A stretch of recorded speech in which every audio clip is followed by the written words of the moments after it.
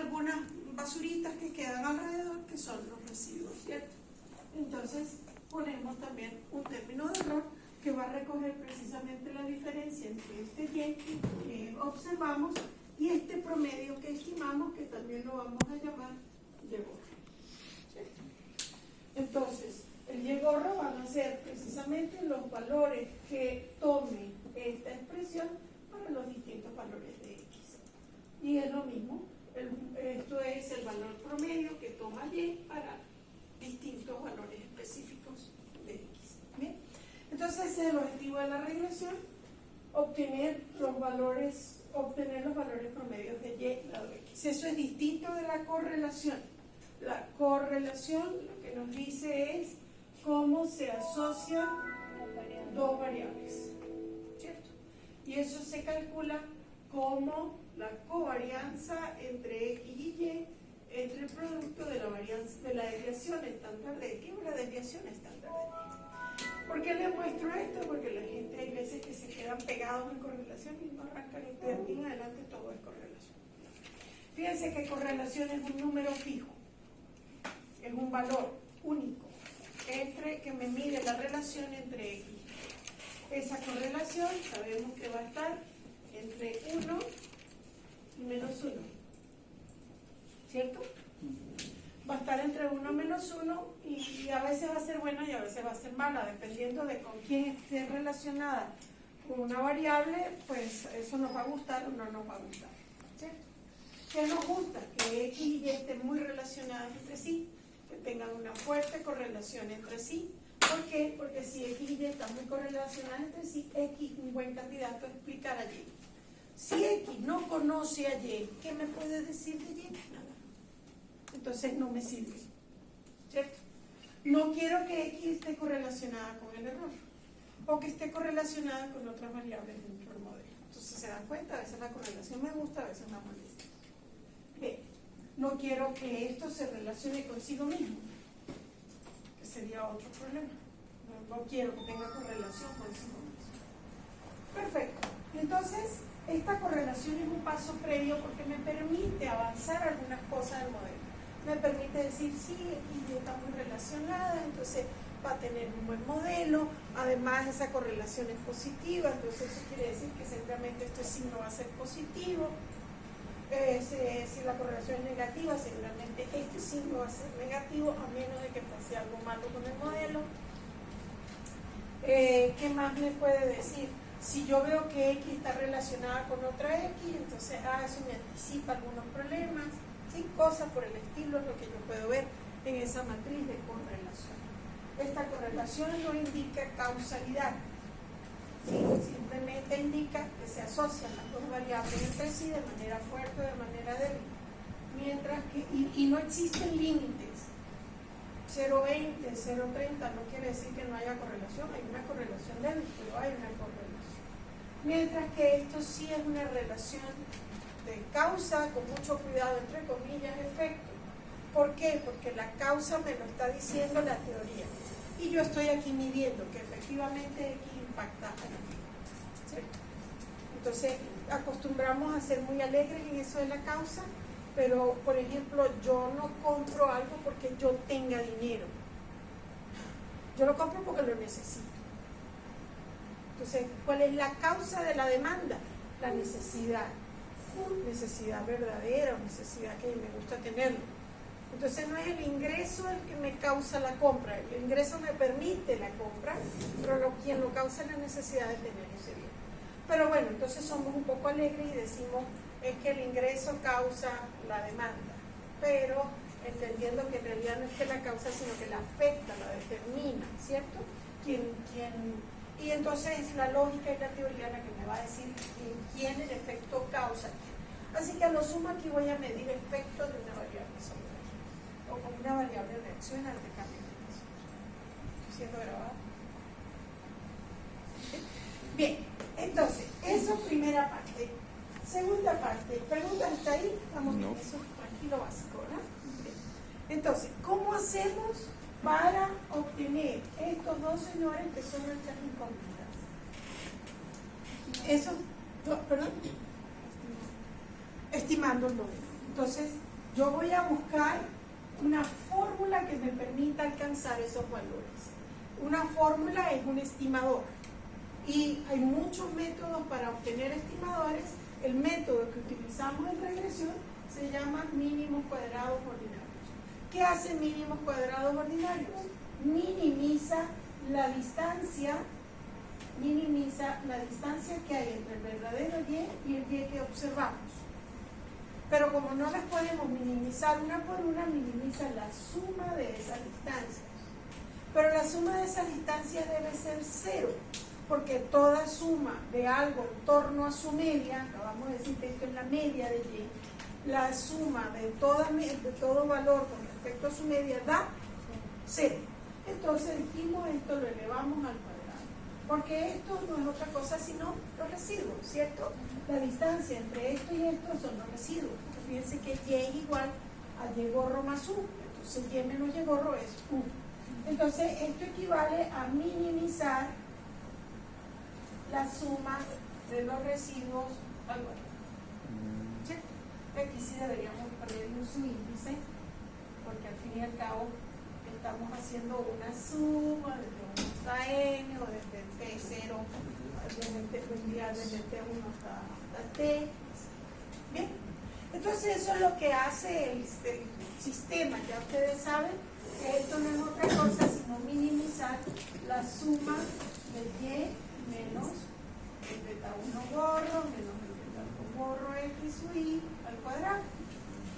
¿Y cómo se es el proceso? ¿De dónde sale esto? ¿Está claro? Esto es esto mismo. ¿Sí? Esto es esto mismo, pero como antecede un signo negativo, acuérdense, esto mismo es esto, pero como le antecede un signo negativo, entonces todo queda negativo. Entonces, ¿cómo hago yo? Pues saco derivada derivada de esto con respecto a beta 1 gorro, la derivada con respecto a beta 2 gorro, igualo a 0, resuelvo el sistema y eso me da el estimador, la fórmula que vamos a utilizar para obtener unas aproximaciones de beta 1 y beta 2, porque nosotros trabajamos con muestras generalmente, ¿cierto? Entonces eso me va a generar algo que en el modelo simple es simplemente es la media de Y menos beta 2 gorro B es la media de X, y eso sería el estimador del intercepto. Y el estimador de la pendiente en este modelo sencillo, pues no sería otra cosa sino la suma de los X sub Y sub Y sobre la suma de los X sub Y cuadrado. No. Es una pregunta que siempre yo ponía en el parcial, hagan toda la demostración, pero además la ponía en términos matriciales, pero no lo voy a poner. Y finalmente, en términos matriciales, precisamente eso nos quedaba como X' a la menos 1, X'. Digamos que esto es la manera genérica de representar cómo queda el estimador mínimo cuadrático en un modelo de regresión. Entonces, esto es una fórmula, porque eso es un estimador, una fórmula que me permite, a partir de valores muestrales, obtener una aproximación de un valor muestral, de un valor poblacional. ¿Sí? De un valor poblacional que además debe cumplir ese estimador una serie de propiedades para yo poder confiar en él. Y esas propiedades son que ese estimador en promedio me dé el verdadero valor. Eso se llama ser insesgado. Y que si tiene algún sesgo, al menos ese sesgo desaparezca. Eso se llama ser consistente, ¿cierto? Y que su varianza sea la más pequeña posible, ¿sí?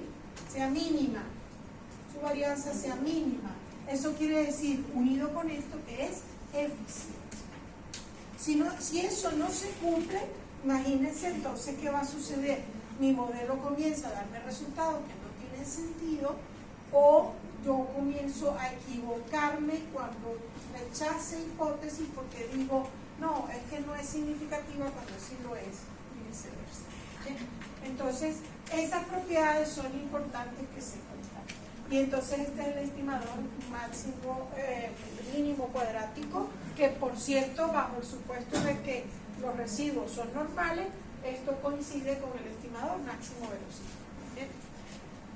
Eso es con respecto al estimador y de las propiedades.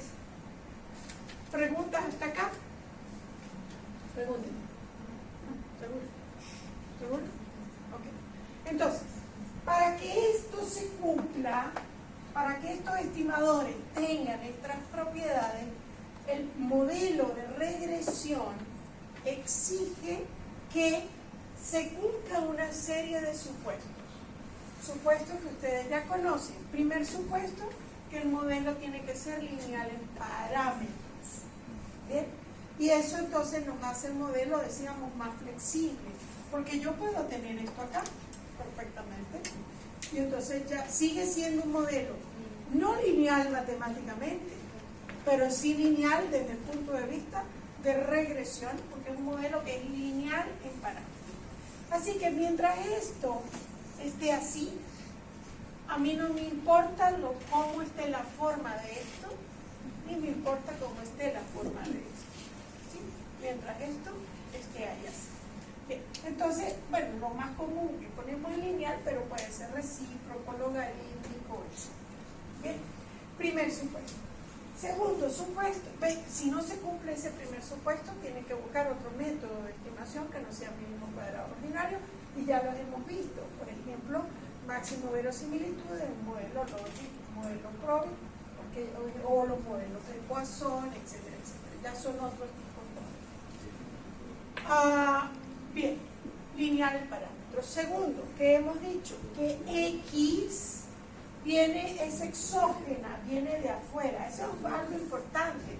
Tenemos que recordar que es esta la que afecta a esta y no al revés.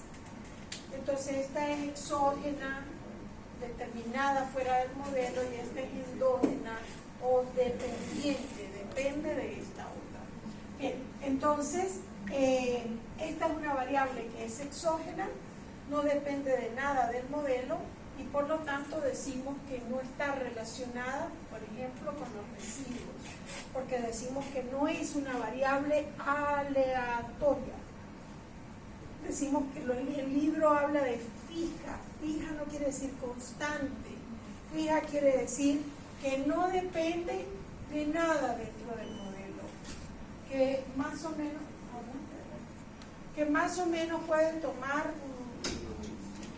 digamos, valores que nosotros incluso determinemos previamente. Porque yo puedo establecer, por ejemplo, rangos de salarios, es decir, en este salario cuánto consume, en este otro, ¿cierto? Pero lo importante es que no sea aleatoria. Y si no es aleatoria, quiere decir que no va a depender de este término de error que es el que es aleatorio, ¿cierto? Y como este señor es aleatorio y Y depende de este señor, entonces Y es aleatorio. Pero X no depende de uno, entonces X no es aleatorio. Y si llega a ser aleatoria, dicen luego los libros más adelante, cuando ya suavizan un poquito ese supuesto, si llega a ser aleatoria, que no sea por culpa de este U, sino de otro U que ande por allí que nosotros no conocemos. ¿Okay? ¿Por qué? Porque si hay alguna relación entre ellas dos, pues entonces estamos comenzando a violar los supuestos del modelo, porque precisamente el modelo dice que no está relacionado, no es aleatorio. Entonces el segundo supuesto, X es exógena, no es aleatoria, viene dada fuera del modelo. Tercer supuesto, el promedio de los residuos es cero. ¿Sí? Quiere decir, el promedio de los residuos es cero, quiere decir que esto es igual a este promedio. ¿Sí? Que esto es igual al promedio de esto. Y entonces para que el promedio de esto sea cero. El promedio de los residuos cero quiere decir que el modelo está bien, ¿sí? Que está bien, que no queda nada por fuera. Cuando estábamos viendo el modelo Probit, Logic, decíamos en algún caso cuando esto no era igual al promedio de Y. Y entonces entonces por lo tanto esto no iba a ser, este promedio no iba a ser 0. Bien, entonces el promedio de los residuos es 0, tampoco lo tenemos que probar, porque eso viene del propio proceso de estimación. Cuando nosotros derivamos esta función con respecto a beta 1, obtenemos aquí una expresión que no es otra cosa sino la suma de los residuos, y esa suma de los residuos estamos estableciendo que sea igual. Entonces ya está aquí embebido en esta primera ecuación del proceso de estimación. Y la segunda está aquí. El hecho de que X y Y no están relacionados lo ponemos aquí en la segunda ecuación. En esa segunda ecuación, cuando nosotros resolvemos este sistema, nos queda que la suma de los residuos multiplicado por X es igual a 0. Entonces, estamos hablando de que el promedio de los residuos, o que la relación entre X y los residuos es igual a 0. Y por último, porque todavía nos quedan muchos supuestos. ¿No funciona? Bien, entonces ese es el tercer supuesto. Cuarto supuesto es que si tuviésemos más variables, voy a llamar esta 2 y esta 3, si tuviésemos más variables, estas dos variables no están muy relacionadas entre sí. La relación entre ellas es débil. Pueden ahí decir la correlación entre estas dos variables es débil. Si hay correlación fuerte en estas dos variables, eso se llama un problema de colinealidad. Si hay más variables involucradas, eso es multicolinealidad. Y eso ahorita vamos a ver qué causan esos problemas. Entonces, ese es el tercer supuesto que se tiene que cumplir. El cuarto supuesto que se tiene que cumplir es que la varianza de los residuos, fíjense que ya hemos puesto un supuesto sobre los residuos, su media es 0. Ahora vamos a poner otro supuesto. Su varianza es constante. Su varianza es constante. Quiere decir que la varianza de los residuos no depende de ninguna de las variables dentro del modelo, o de alguna variable que nosotros conozcamos que se nos haya olvidado incluir dentro del modelo. Ese supuesto se llama el supuesto de homocelasticidad.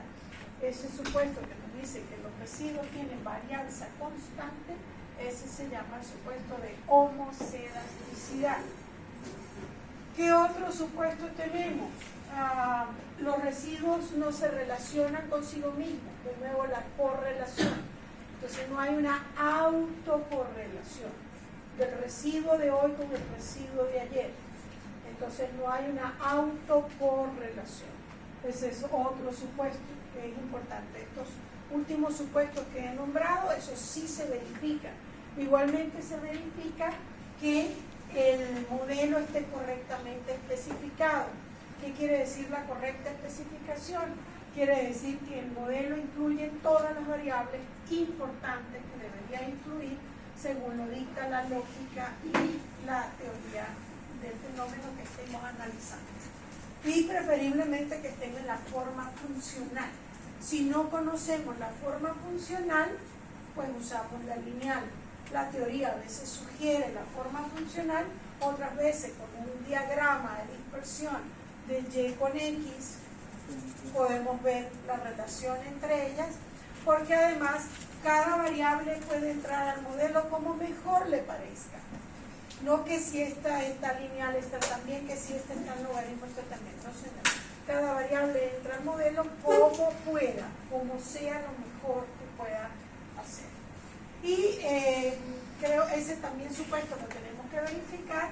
Hay otro supuesto, y es que tengamos suficientes grados de libertad, el supuesto de la identificabilidad, y es que se resume diciendo que con poco se hace poco, ¿cierto? Con poco se hace poco porque si tenemos pocos datos, pues no podemos estimar el modelo, ¿cierto? Porque necesitamos eso que en estadística nos hablaban de grados de libertad, un concepto un poco abstracto, pero básicamente es información adicional que yo tengo para poder calcular todas estas cosas que tengo que calcular. ¿Bien? Entonces, tengo que tener muchas más observaciones qué coeficientes que tengo que estimar. Es el supuesto de identificabilidad. Y creo que no se me queda ninguno. Y por último tenemos un supuesto adicional de ñapa, que no interviene en la estimación del modelo, sino que afecta las decisiones que tomemos en algunas pruebas de hipótesis. Y es el supuesto de que los residuos se distribuyen de manera normal. ¿Sí?